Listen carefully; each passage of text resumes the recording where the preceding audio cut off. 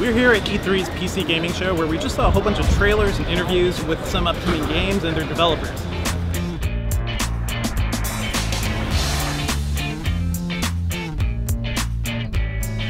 We have a landmark deal with ESL. Intel is now the global technology provider for esports for ESL.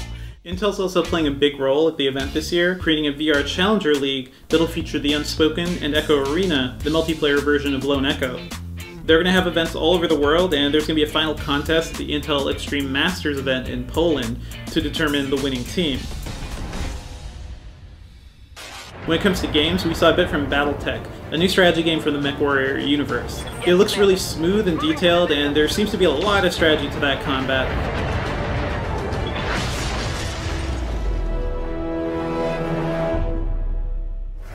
And speaking of strategy games, we also saw a bit from Total War Warhammer 2, which is going to be coming on September 28th.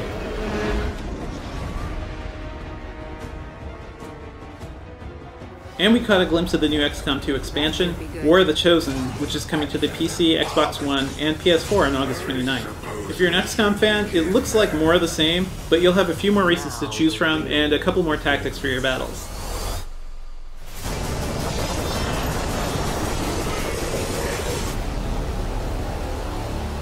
The smaller games, we saw things like Ooblets, which is going to be coming to the PC and Xbox One next year, sort of like an Animal Crossing meets Pokemon hybrid. It's very cute, the music is really bouncy and enjoyable, and I think it's really going to tap into the people who get addicted to games like Animal Crossing. PlayerUnknown himself was also here to talk about new features for Battlegrounds, including vaulting, weather effects, and a couple new maps. A lot of these are features that Battlegrounds should have had already, but for people who are addicted to it, it could be really useful. And if you need another multiplayer shooter, Cliff Bleszinski announced that his game Lawbreakers will be coming to the PC and PS4 on August 8th for $30.